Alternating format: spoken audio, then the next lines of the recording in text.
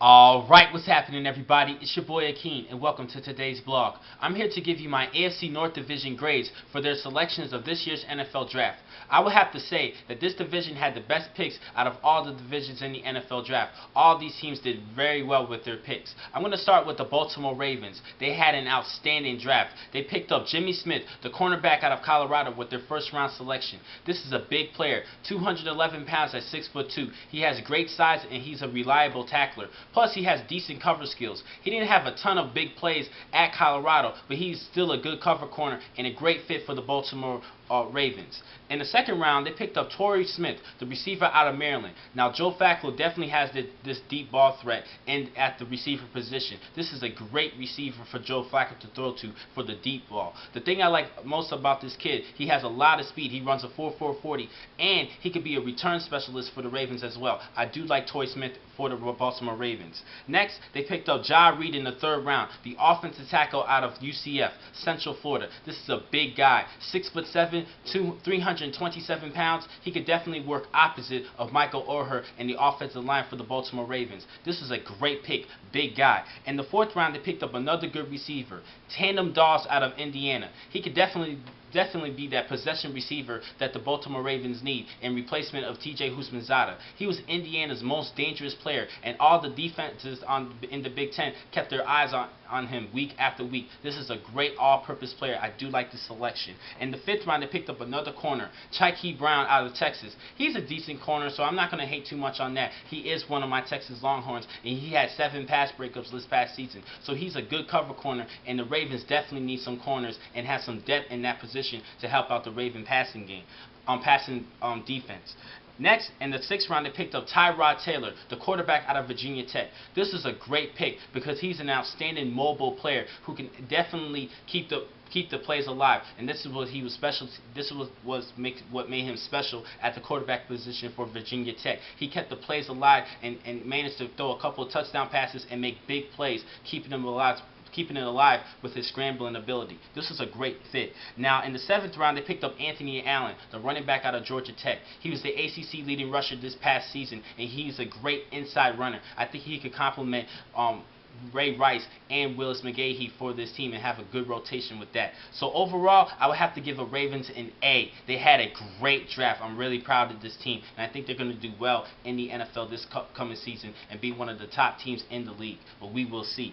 And next, I want to talk about the Cincinnati Bengals. This was a great draft as well. Probably one of the best, at least the top 5 best drafts in the NFL. Beginning with their first pick, A.J. Green out of Georgia. This kid has outstanding hands and great body control movement, and he's the best receiver coming into this year's NFL Draft. This was a great pick, and everybody knows about the Carson Palmer situation. Carson Palmer does not want to be part of this team, so I think he's going to retire this season. So in the second round, they picked up quarterback Andy Dalton out of TCU. This kid is a winner, and he keeps a good winning attitude. He was multiple offensive MVPs for many seasons for the Mountain West Conference, and he won 2 straight BCS championships in the Fiesta Bowl against Boise State and this past Rose Bowl against Wisconsin, which he was the offensive MVP for that game. He had a great career at TCU, and he was a winner, and I think he can win in the NFL and become a good NFL quarterback. Next, in the third round, they picked up Dante Moak, the outside linebacker / DN from Nevada. This is a great pass rusher. He had 11 sacks last season. He's a good versatile player. He can play the outside linebacker or the DN. He's a good rusher, and he's a reliable tackler. This was a good pick. Next, I want to talk about their fourth round selection. They picked up Clint Bowling, the guard from Georgia. He protected Aaron Murray this past season. Aaron Murray had a great year for the Georgia Bulldogs, and I think because of Clint Bowling's blocking ability. This is a great blocker, so Andy Dalton has a blocker to go with him for this year's draft. In the sixth round, they picked up a good, reliable receiver, Ryan Whalen from Stanford. I think he's going to be used more as a possession receiver. He was Andrew Luck's main target, one of his main targets, and he's a great, reliable player, and I think he could be dependable for the Bengals. And in the seventh round, they picked up a pretty good cornerback, Corey Lindsey, the cornerback out of Southern Illinois. I did like this kid's tape. He had a couple of good skills that he showed, good ball skills and good fluid hips, and I do like this kid. He's a pretty good kid from Southern Illinois, and I think this was a good selection at the cornerback position. So overall, I would have to give the Bengals an A as well. They had an outstanding draft. Great job. Next, I'm going to talk about the Cleveland Browns. Their first pick, they picked up Phil Taylor, the defensive tackle out of Baylor. This was a good selection. I was a little bit confused at first, but then when I did a little bit more research, this was a great player. He got into the backfield a couple of times. He's a good run stuffing. He does a good job stuffing the run, and he's a great big frame. He weighs over 300 pounds, big gut, big guy, and I think he could clog up the line of scrimmage. This was a good selection. In the second round, they picked up Jamal Shurd, the defensive end out of Pitt. This is a great fit because he was a Big East Defensive Player of the Year last season with 9 sacks and 14.5 tackles for loss. He could definitely get in that backfield and wreak havoc in that line of scrimmage. This was a good pick. And in the second round, they also picked up a good receiver, Greg Little out of UNC, North Carolina. He doesn't have the top-notch speed that most of the other receivers that came into this year's draft, but this is a big hit. 6'5", 231 pounds, very powerful, and he could be an effective run blocker as well and help out that running game. This was a great pick. And in the fourth round, they picked up Jordan Cameron, the tight end out of USC. A lot of people thought this kid was underrated because he has good hands and he's a good size for the tight end position.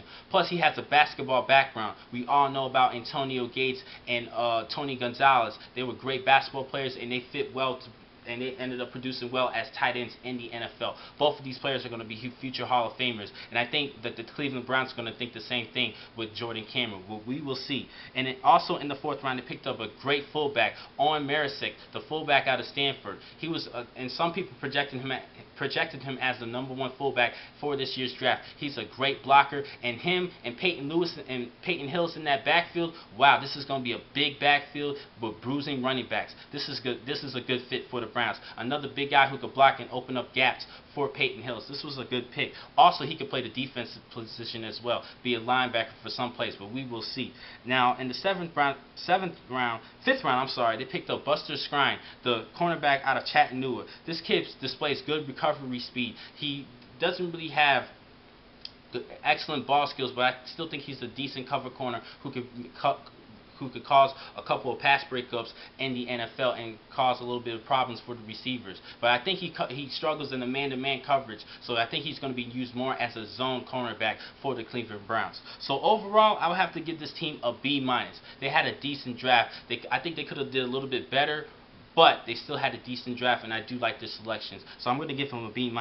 And finally, I'm going to talk about the Pittsburgh Steelers. They had an outstanding draft as well. I do like their selections. They had a couple of great pass rushers for their selections in the first and the fifth round. In the first round, they picked up Cameron Haywood, the defensive end out of Ohio State. This kid was all over the field in the Sugar Bowl against the Arkansas Razorbacks. He had a great game, and he's probably the best defensive player in that game. This is a great fit for the Pittsburgh Steelers. With him, James Harrison, and Lamar Woodley on each end for the defense, this is going to be problems for quarterbacks, and all three are great pass rushers. And in the fifth round, they picked up Chris Carter, the outside linebacker out of Fresno State. Last season, he had 11 sacks, so he's a great pass rusher as well. Another great pass rusher. This is going to be problems for quarterbacks and offensive coordinators. I do like their selections. In the second round, they picked up Marcus Gilbert, the offensive tackle out of Florida. He's an excellent blocker who has the capability to lock onto his blocks and sustain his blocks. This was a good pick.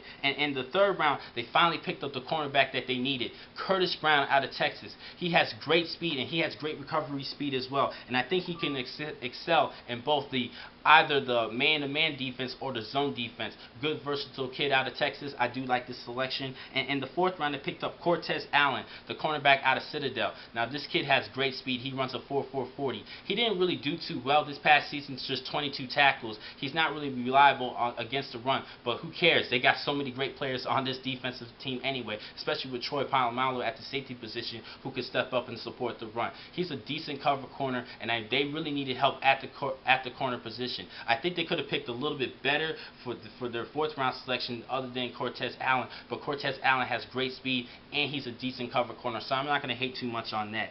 And in the sixth round, they picked up Keith Williams, the guard out of Nebraska. He opened up great gaps for both Martinez, the quarterback, and Roy Halou Jr., their running back. He's a great run blocker, and I think he could help out Rashad Mendenhall just a little bit more. He might even make it to the Pro Bowl in the future. I think he has the potential to do so. And in the 7th round, they picked up a good scat back, Baron Batch, the running back out of Texas Tech. He's a great receiver, so Ben Roethlisberger has another option to throw to. This kid has good hands, good cutback ability, and I think he could complement Rashad Mendenhall for this team. So overall, I would have to give this team a solid B. I think I could have given them an A if they had picked a better cornerback opposite of Curtis Brown. I think they could have picked better than Cortez Allen, but they still had a great selection, so I'm gonna give them a B. So with all of these grades, they had nothing lower than a B. So I have to say that this division had the best draft in the NFL, and they had a great draft. Now we're on to the off season. There's a couple spring games in college football, so I'm gonna start leaning back towards the college football section. I'm done with the NFL, but a couple of friends of mine asked me to cover fantasy football, and I'm going to do that for you guys and tell you who are my sleepers and who are the top players for this year's fantasy football league in the NFL. Thank you for watching today's vlog. I'm your man, Akeem McCall. Be easy.